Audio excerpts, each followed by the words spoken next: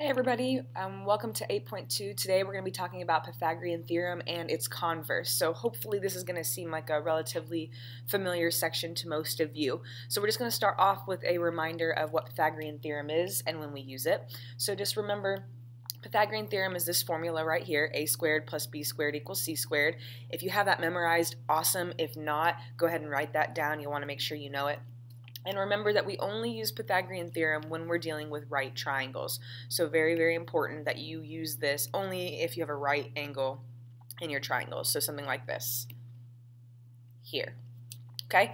And when we're using this formula, you want to make sure you can identify what the legs are and what the hypotenuse is. So remember, A and B are the legs of the triangle. So I'm going to go ahead and mark this.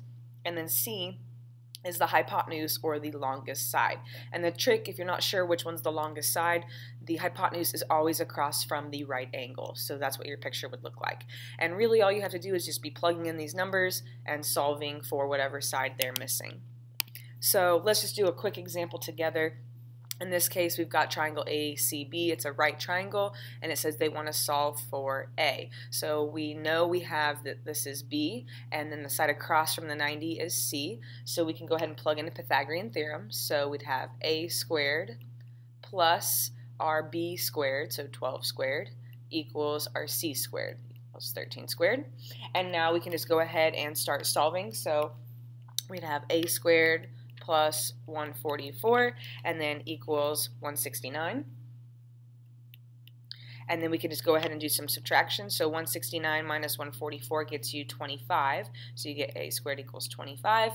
And then when we get to this point, remember, what undoes a square? Well, a square root. So we're going to take the square root of both sides, and that gets us A is equal to positive 5. Now, normally when we take the square root of something, we technically have a positive and negative answer, but because we're dealing with a side length, we always want to go with the positive answer. So then we'd be done. All right, so hopefully that one's pretty easy for you. I want you guys to go ahead and try this one here. So notice that this right here is across from the 90, so this is your C, or your hypotenuse. So you're given A and B, and you just want to plug them into Pythagorean theorem. So try that, see what you get.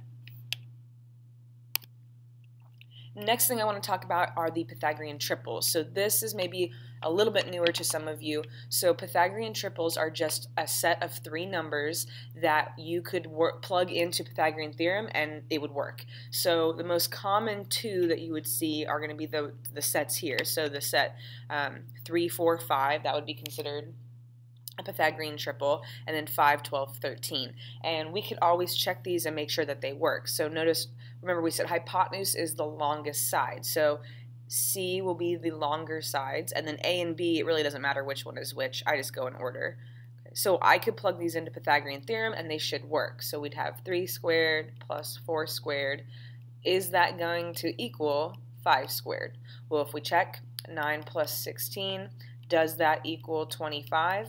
Well, it does. 25 equals 25, so it works. Okay, so these are our set of numbers that work every time. Good thing to write down because you could use those to save you a little bit of time in terms of solving later. And there are tons of Pythagorean triples. You can look up lists of them online and you can use those. Okay, any variation of these numbers is going to work as well. So now let's go ahead and talk about how we can use this concept of Pythagorean theorem to determine if the side lengths that you're given can make up a triangle. So I have 2 examples of these here. So it says, can these side lengths make up the sides of a triangle? Well, in order to know if they can make up the sides of a triangle, we have to pay attention to the total of the lengths. So the little trick is that the sum of 2 sides must be greater than the third.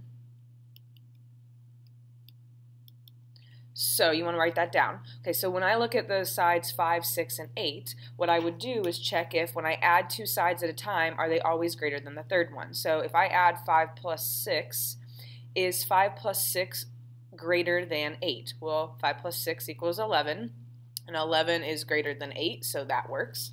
Okay, and then I have to do the other 2. So let's try, let's see, 5 plus 8, okay, that's going to get you 13.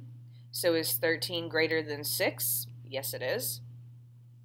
And then we try the last pair. So 6 plus 8, which is 14. 14, is that greater than 5? Yes, it is. So can these sides make up a triangle? Yes. So if I ask you one like this on your assignment or on a quiz or test, you want to be able to show me how you knew it was a yes or a no by showing me that you're adding up the sides and comparing them to the third. Okay, so the same concept applies for example 5. So I want you to try this one on your own and tell me if it's a yes or a no. Alright, so the converse of the Pythagorean theorem is kind of just the opposite of what we just talked about. So in the examples at the very beginning of the notes, we told you they were right triangles, so you plug things into the Pythagorean theorem. Now, you might be given some information and you want to be able to tell if it is a right triangle. So the 3 rules that kind of go with the converse are these right here. If your numbers work in Pythagorean theorem exactly, then it's going to be a right triangle. If the numbers of your legs, when you square them and add them together, are bigger than the hypotenuse squared, it's going to be an acute triangle. Okay, and then if the sum of your legs squared is less than the hypotenuse squared, it's going to be an obtuse triangle. Okay, so, and this is hopefully going to make sense. If your hypotenuse is larger, okay, when we draw this, the longer side, it's going to open up your triangle more, so it might look something like that. Whereas if the hypotenuse is smaller, okay, than the other two, it might look more like this. And then, of course, we know if it's equal, it has to be exactly a right triangle. Okay, so this is hopefully an easy way to understand the difference between the 3. It's all based upon how big or how much larger or smaller the hypotenuse is. Alright, so you're going to be still using Pythagorean theorem, but now you're going to have to be paying attention to, is it equal to the hypotenuse squared, is it greater, or is it less than? So let's look at this example here. It says determine whether the set of measures can be the sides of a triangle. So that's the first part. We're going to do that first. So remember, in order to determine if it can be the sides of a triangle, the sum has to be bigger than the third. So I'm going to take 2 plus root 8. And obviously it's not very easy to add whole numbers with radicals, so I'm just going to go ahead and type that in the calculator. So we get roughly 4.83. So is that bigger than the square root of 12? Well, the square root of 12 is greater than, which is 3.46. So that works. Okay, and then I'm going to do the same thing, 2 plus root 12. Okay, so if I add those together, I'm going to get 5.46. Oops, 4, 6. Well, is that greater than the square root of 8? Well, the square root of 8 is 2.82, so yes.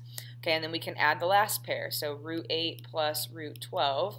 If I add those together, oops, we're going to get 6.29. And 6.29 is definitely bigger than 2. So yes, they make up a triangle. So yes, it's a triangle. Okay, we got that. Now if it says if so, determine if it's acute, obtuse, or right. So this is where Pythagorean theorem is going to come into play. So remember, my largest side is going to be my hypotenuse, and then the other two are the legs, so A, B, and C. So I'm just going to plug them into Pythagorean theorem. So 2 squared plus the square root of 8 squared. And then we're going to say equals the square root of 12 all squared. Now notice I put parentheses around my square roots because when I square a square root, they're actually going to cancel each other out. It's really nice. So I'm just going to go ahead and simplify this. So 2 squared is 4. The square root of 8 squared, the square and the square root cancel out, and I'm just left with an 8. And then equals, same thing, a square root and a square cancel each other out, and I'm left with 12. So now we just have to add, so 4 plus 8 is 12, so we get 12 equals 12. And remember, our rule says if the a squared and b squared equal the hypotenuse, then this has to be a right triangle. And then we'd be done. So yes, it's a triangle. More specifically, it's a right triangle. Now, if you would have, say, gotten 10 and is equal to 12, okay, then the 10 is less than the 12, so then that would have been either an obtuse or a right, and you have to go back, or sorry, obtuse or acute, and you have to go back and look at your rule, right? So hopefully that's not too bad. You need to make sure you check to see if they're triangles first, and then plug them into Pythagorean theorem and see if it's acute, obtuse, or right. So that's it for today. If you have any questions about the converse or how we use it, make sure you ask me in class. But otherwise, you guys are good to start on your assignment. Thanks for listening.